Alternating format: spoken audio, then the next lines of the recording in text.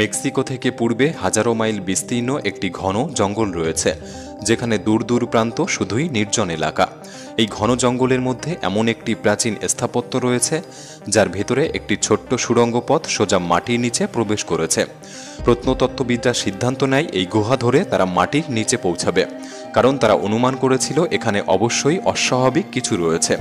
এই কালো অন্ধকার পথ ধরে সামনের দিকে এগিয়ে যেতে হলে প্রয়োজনীয় সামগ্রী ছাড়া যাওয়া মৃত্যুর সমতুল্য ছিল। অবশেষে কয়েক ঘন্টা কঠিন পথ অতিক্রম করার পর প্রত্নতত্ত্ববিদরা এই গুহার 230 ফুট গভীরতায় এসে পৌঁছায়। প্রথমে তারা এখানে এসে তেমন অস্বাভাবিক কিছু খুঁজে পায়নি, কিন্তু হঠাৎ তাদের নজর একটি গোপন চেম্বারের দিকে পড়ে, যার প্রবেশদ্বার একটি পাথর দিয়ে বন্ধ করে রাখা হয়েছিল।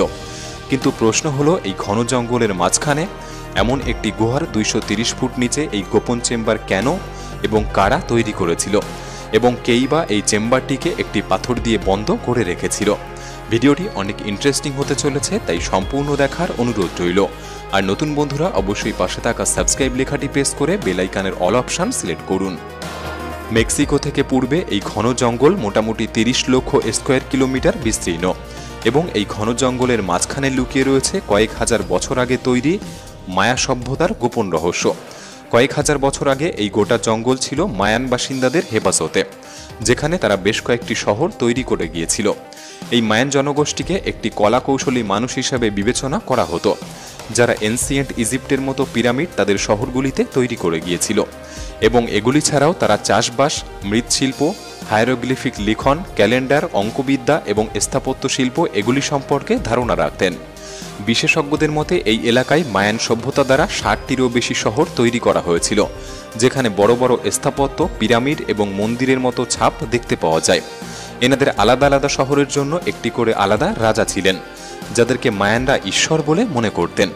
এনাদের তৈরি এই শহরগুলির কিছু বড় বিল্ডিং আজও স্থির হয়ে দাঁড়িয়ে রয়েছে, যা পরিদর্শনের জন্য দৈনিক হাজার হাজার দর্শকের ভিড় জমে যায়। কিন্তু এই ঘন জঙ্গলের মধ্যে যেখানে কোনো সড়ক পথ নেই, কোনো ম্যাপ নেই, সেখানে আজও মায়া সভ্যতা দ্বারা তৈরি কয়েক হাজার বছর পুরনো শহর স্থাপত্য রহস্যে লুকিয়ে রয়েছে। কিছু রহস্য মাটির নিচে ও কিছু রহস্য ঘন জঙ্গলের মধ্যে মানুষের চোখের আড়ালে উকি মারছে। তবে বর্তমানে আধুনিক টেকনোলজির সৌজন্যে মায়া সভ্যতার হারিয়ে যাওয়া শহরগুলিকে খুঁজে বের করার কাজ ইতিমধ্যে শুরু হয়েছে। বিশেষজ্ঞদের তৈরি করা এই লাইডার প্রযুক্তি ঘন জঙ্গলের মাঝখান থেকেও শহরের স্ট্রাকচারগুলি খুঁজে পেতে সাহায্য করে। লাইডার, যার মানে হলো লাইট ডিটেকশন অ্যান্ড রেঞ্জিং পদ্ধতি, এটি এমন একটি টেকনোলজি যা একটি প্লেনের মাধ্যমে নিচের জমিতে লেজার পালস নিক্ষেপ করা হয়। এই লেজার পালস নিচের জমিতে নিক্ষেপ হওয়ার পর জমি থেকে সেটি আবার রিফ্লেক্ট করে প্লেনে ফিরে আসে, এবং প্লেনে থাকা সেন্সরের সাথে যুক্ত হয়ে একটি ডেটা প্রদান করে, যা থেকে গোটা জমির একটি শেপ তৈরি হয়।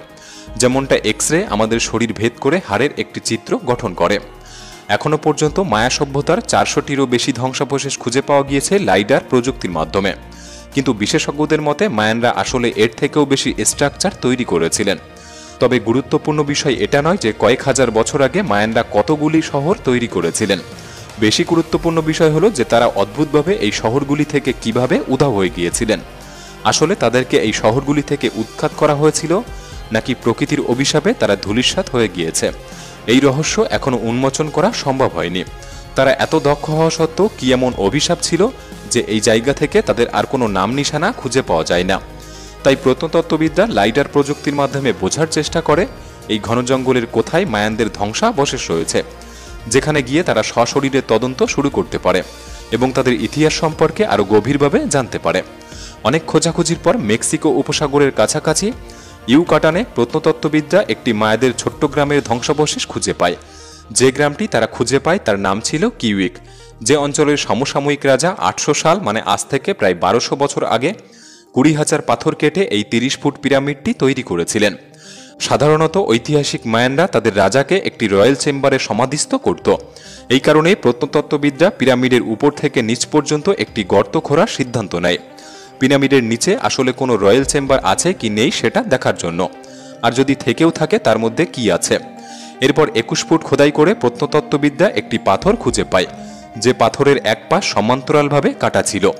এই পাথরগুলি অন্য পাথর থেকে সম্পূর্ণ আলাদা ছিল, কারণ এই শেপওয়ালা পাথর সাধারণত পিরামিড তৈরির কাজে নয়, বরং মায়ানরা ঘরের ছাদ বানানোর জন্য এই পাথরগুলি ব্যবহার করতেন, যেমনটা এই স্ট্রাকচারের সিলিংয়ে দেখা যাচ্ছে। এই পাথরের চিহ্নটি প্রমাণ করেছিল যে অবশ্যই এই পিরামিডের নিচে একটি সমাধি ঘর রয়েছে। প্রত্নতত্ত্ববিদদের আরও খোঁড়াখুড়ির পর অবশেষে সেই জিনিসটি আবিষ্কার হয়, যা তারা আসলেই খুঁজে বের করার চেষ্টা করছিলেন। তারা পিরামিডের একদম নিচের অংশে একটি ঘরের চিহ্ন খুঁজে পায়, যেখানে বিভিন্ন প্রমাণ ছিল যে এখানে সমাধিস্থ কোনো ঘর থাকতে পারে। এবং এর সাথে সাথে তারা কোনো ধন দৌলত খুঁজে না পেলেও একটি মৃৎপাত্রের ভাঙা অংশ খুঁজে পায়, যে ছোট্ট মৃৎপাত্রের ভাঙা অংশটি প্রত্নতত্ত্ববিদদের এক বড় প্রশ্নের দোরগোড়া এনে হাজির করে। রেডিও কার্বন ডেটিং পরীক্ষা করে প্রত্নতত্ত্ববিদরা বুঝতে পারে এই ছোট্ট মৃৎপাত্রের ভাঙা অংশটি 500 সালে তৈরি করা হয়েছিল। তার মানে হলো আজ থেকে প্রায় 1500 বছর আগে। বিজ্ঞানীদের হয়রানির বিষয় তখন হয়েছিল যখন তারা জানতে পারে এই পিরামিডটি যদি 1200 বছর আগে তৈরি হয়, তাহলে 1500 বছর আগের তৈরি এই মৃৎপাত্রের অংশটি এখানে কিভাবে এলো, যা প্রত্নতত্ত্ববিদদের চিন্তাভাবনায় এটি কখনোই সম্ভব বলে মনে হচ্ছিল না। এটি কেন সম্ভব নয় তা যদি আরও গভীরভাবে জানতে হয়, তাহলে মায়ান সভ্যতার ইতিহাস সম্পর্কে আমাদের আগে জানতে হবে। ইতিহাস থেকে জানা যায় ইউকাটানের এই অংশটি নর্থার্ন অঞ্চলে অবস্থিত, এবং 500 সালে যখন পিরামিডের মধ্যে এই চ্যানেলটি তৈরি করা হয়েছিল, তখন মায়ানরা আদৌ এই অঞ্চলে আসেনি। তাহলে এখন একটি সবথেকে বড় প্রশ্ন ওঠে যে মায়ানরা যদি এই রয়্যাল চেম্বার তৈরি নাই করে থাকে, তাহলে পিরামিডের মধ্যে এই রয়্যাল চেম্বারটি কারা তৈরি করেছিল? এই প্রশ্নের উত্তর জানতে প্রত্নতত্ত্ববিদরা পিরামিডের ধ্বংসাবশেষের আশেপাশের জঙ্গলে ময়নাতদন্ত শুরু করে, এই বিশ্বাস নিয়ে যে এর কোনো সঠিক উত্তর খুঁজে পাওয়া যাবে। এরপর পিরামিডের অঞ্চল থেকে 15 কিলোমিটার দূরে প্রত্নতত্ত্ববিদদের একটি পাথরের অংশের মধ্যে এক গুহা রাস্তার সন্ধান মেলে। গুহার মুখের অংশটি বেশ ভয়ঙ্কর ছিল এবং এর মধ্যে ঢোকা বিপদ ছাড়া আর কিছু ছিল না। এই কারণেই কিছু প্রফেশনাল যন্ত্রপাতি ব্যবহার করে 2 থেকে 3 জন গুহা এক্সপার্টকে এই গুহার মধ্যে প্রবেশ করানো হয়। কয়েক ঘন্টা পর গুহা এক্সপার্টরা 230 ফুট নিচে গুহার নিম্ন অংশে প্রবেশ করে, যেখানে রহস্যজনকভাবে ওনাদের একটি গোপন রাস্তার মুখের সন্ধান মেলে, যা একটি পাথরের টুকরো দ্বারা বন্ধ করা ছিল। যখন রাস্তার ওই মুখটি খোলা হয়, এক্সপার্টরা ভেতরে যা দেখতে পায় তার জন্য তারা মোটেও প্রস্তুত ছিল না।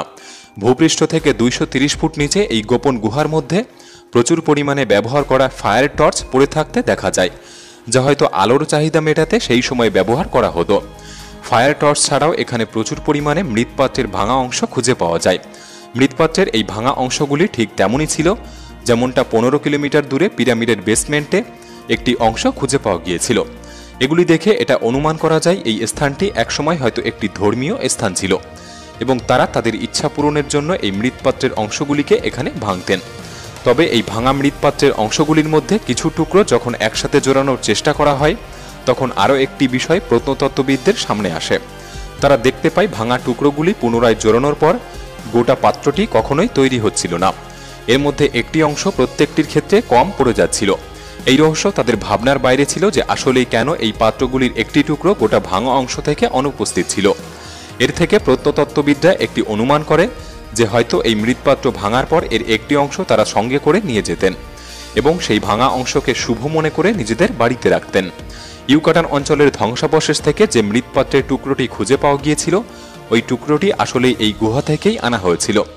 সুতরাং এর থেকে এটি পরিষ্কার প্রমাণ যে কিউইক গ্রামে মায়ানদের আসার আগে থেকেই এখানে অন্য কোনো মানুষের বসবাস ছিল, যারা তাদের ধর্মের উপাসনা করতে এই গুহাতে প্রবেশ করত, এবং তাদের জীবনযাপন কিছুটা মায়ান মানুষদের মতোই ছিল। অন্যদিকে ভূপৃষ্ঠের নিচে যেখানে মৃৎপাত্রের ভাঙা টুকরোগুলি পাওয়া গিয়েছিল, তার থেকে এই গুহার রাস্তা আরও বিস্তীর্ণ ছিল। এক্সপার্টরা আরও ইনফরমেশন খোঁজার আশায় এই গুহার আরও ভিতরে প্রবেশ করার সিদ্ধান্ত নেয়। এরপর এক্সপার্টরা কিছুটা ভিতরে প্রবেশ করতেই একটি গোপন সুড়ঙ্গ খুঁজে পায়, যার দেওয়ালে এরকম কিছু নকশা আঁকা ছিল, যা দেখে তাদের অবাক হওয়া ছাড়া আর কোনো উপায় ছিল না। কারণ গুহার এই গভীরতম অংশের দেওয়ালে একটি জ্যাগুয়ারের 3D চিত্র খোদাই করা ছিল, এবং অন্য একটি দেওয়ালে যেখানে দেখা যায় একটি জ্যাগুয়ার একটি হরিণকে শিকার করছে। এক্সপার্টরা রীতিমতো এই চিত্র দেখে অবাক হয়, কারণ তারা তাদের জীবনে এই প্রথমবার এমন চিত্র আবিষ্কার করছেন। চিত্রটিকে বিশেষজ্ঞরা যখন বিশ্লেষণ করে, তখন তারা জানতে পারে এই চিত্রটি মোটামুটি 100 সালে তৈরি করা হয়েছিল, যা আজ থেকে প্রায় 2300 বছর আগে, এবং দক্ষিণ অংশ থেকে আসা মায়ানদের আসার প্রায় 800 সাল পূর্বে।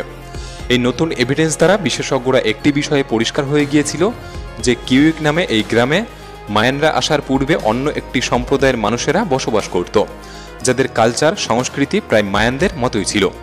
আর এই কারণেই বিশেষজ্ঞরা এই এলাকাকে আর্লি অথবা ক্লাসিক মায়া নাম দিয়েছিলেন। এত বেশি জনসংখ্যা এবং কয়েক হাজার বিল্ডিং তৈরি করা এই প্রকৌশলী মায়ানদের সাথে আসলে কি এমন হয়েছিল যে তারা সবাই এই স্থান ত্যাগ করতে বাধ্য হয়েছিল এবং আর কোনোদিন ফিরে আসেনি? এই প্রশ্নের উত্তর আজও গোটা পৃথিবীর কাছে রহস্য হয়ে থেকে গিয়েছে।